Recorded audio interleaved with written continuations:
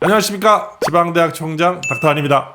오늘은 네이버 지식인에 나오는 여러가지 지방흡입에 관련된 질문들 중에 10개를 엄선해서 제가 한번 대답해 드리도록 하겠습니다. 많은 분들이 궁금해하시는 내용이니까 아마 여러분들에게도 유익한 내용이 될 것 같습니다. 나가지 마시고 끝까지 들어주세요. 인트로 보고 올게요. 뿅.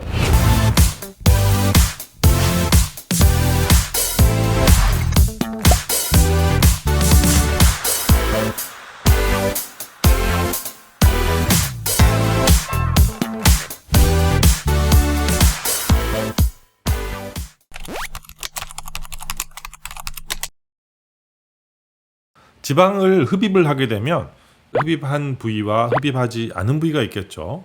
자, 이만큼 똑같았었는데 지방을 흡입합니다. 지방세포가 많이 줄어요. 다시 살이 찝니다. 여기서부터 시작해서 다시 살이 찌기 시작하면 이쪽은 굉장히 빠른 속도로 살이 찌고요. 이쪽은 그만큼 빠르게 살이 찌지는 않아요. 살이 안 찐다? 안 찐다는 얘기는 아니에요. 찔 수 있어요. 그런데 여기 수술받은 부위가 살이 쪘다고요? 그러면 아마 수술 받지 않은 부위는 엄청나게 많이 쪘을걸요. 지금 현재 질병관리청에서 권고하는 사항은 1, 2차에 상관없이 2주 후부터 수술을 하는 것이 안전하다라고 권고하고 있습니다. 그래서 수술을 준비하고 계시다면 수술하는 날짜보다 14일 이전에 백신을 맞으셔야 하고요. 수술을 이미 받으셨다면 14일 이후에 백신을 맞으시면 되겠습니다. 지방흡입을 하시는 것과 임신을 하는 것과는 아무런 관계가 없습니다. 바로 가지셔도 돼요.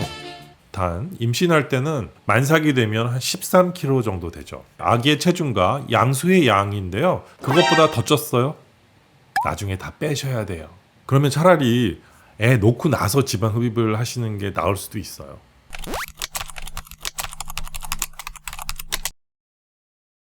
네, 3000cc가 나왔다라고 하면 지방만 3000cc가 아니고 지방 플러스 투메센트 용액이죠. 지방흡입을 할 때 투메센트 용액을 3000cc 뽑았으면 아마 한 6000cc는 넣었을 거예요. 그렇기 때문에 6000 플러스 3000 마이너스 이렇게 하면은 체중은 사실 비슷하게 되죠. 그 이후에 많이 부어요. 그렇기 때문에 체중이 조금 더 증가했다가 좀 더 시간이 지나고 나면 지방 양만큼 줄어드실 거예요. 좀 더 기다려 보세요. 자, 지방 흡입 후 피부가 울퉁불퉁해요. 여러 가지 원인들이 있을 수 있습니다. 수술을 잘 못해서 그럴 수도 있고요. 수술을 잘했음에도 불구하고 그런 현상이 나타날 수도 있어요. 피부의 탄력도가 떨어지는 경우에 아마도 지방 흡입을 해야 하는 분이 아니라 복부 성형과 같은 수술을 했어야 하는데 그냥 지방 흡입만 했을 경우입니다. 더 많은 경우에는 피부의 탄력도는 괜찮은데 그럼에도 불구하고 울퉁불퉁한 면이 나올 수 있는데요. 이발소에 가서 스포츠 머리를 깎는데 약간 쥐파먹은 것 같은 이런 느낌이 들 수 있죠. 지방 흡입을 하고 나면 피부와 근육 중간에 있는 피하 지방에서 지방을 뽑아냅니다. 이때 어떤 부위에 그러니까 딱딱해지는 부분이 있는 거죠. 이런 부위에 바이오본드가 생겨서 그 피부를 밑으로 잡아당기기 때문에 피부가 온폭 들어간 형상이 나올 수 있습니다. 두 번째는 너무 표피층에 있는 지방까지도 흡입을 해버리는 바람에 울퉁불퉁한 모양이 나올 수 있습니다. 물론 저희가 복근 성형을 할 때는 이 방법을 이용해서 복근의 모양을 만들어 주는데요. 의도치 않게 울퉁불퉁한 것을 만들었다면 재수술을 해야겠죠.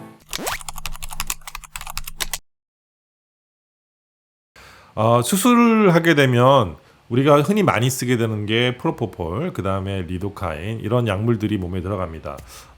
이 약물들이 몸에 들어가게 되면 이 약물이 몸에서 다 배출되는데 보통 한 4일 정도가 걸려요. 그 안에는 메스껍거나 구토가 나오고 뭐 이런 현상들이 나타나는 경우가 간혹 있습니다. 약물에 의한 거기 때문에 크게 걱정하지 않으셔도 되고요. 대체적으로 일주일 이내에 다 좋아지세요. 너무 걱정하지 마세요.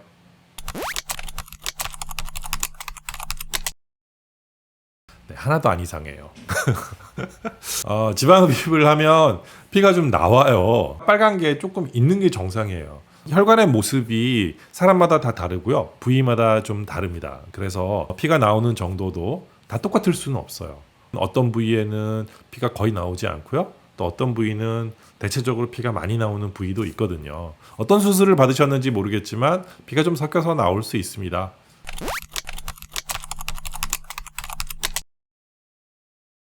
지방 흡입을 계획하고 계신가요?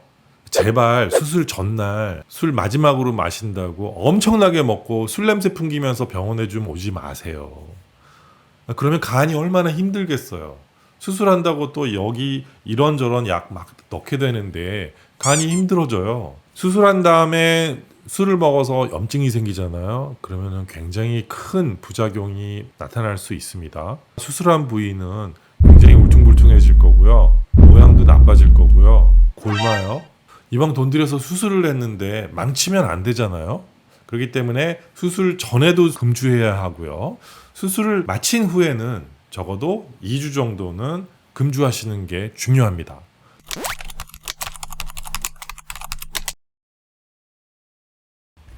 얼굴 지방 흡입을 해요. 피부고 지방이에요. 지방을 뺐어요.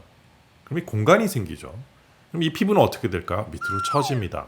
그렇기 때문에 리프팅 치료를 받으시는 것이 훨씬 좋습니다. 아니면 얼굴 지방 흡입과 함께 실로 리프팅을 해서 위로 올라가서 유착이 되게끔 만드는 방법을 추천하기도 합니다. 20대 초반이면 안 하셔도 큰 차이 나지 않습니다. 20대 중반을 넘어가요. 꼭 하시는 게 나을걸요.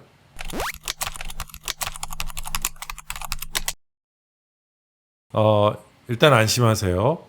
커졌다고 해서 큰일이 나지는 않습니다. 그런데 너무 커지는 경우에 이렇게 커질 수도 있어요.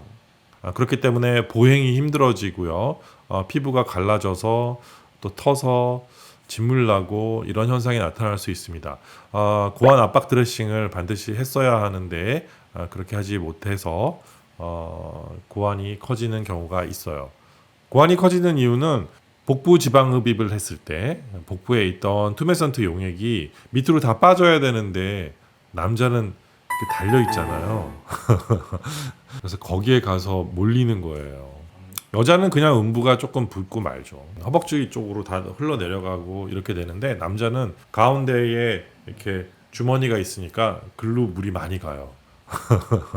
네, 오늘은 포털 사이트에 있는 10개의 질문에 대해서 제가 한번 답변해 드렸는데요. 어떻게 재밌으셨나요? 좋으셨으면 밑에 좋아요 그리고 구독 버튼 한번 눌러주세요. 혹시 더 질문이 있으신가요? 그러면 아래에 질문 남겨주시면 제가 성심성의껏 대답해 드리겠습니다. 그럼 다음 영상까지 여러분 안녕.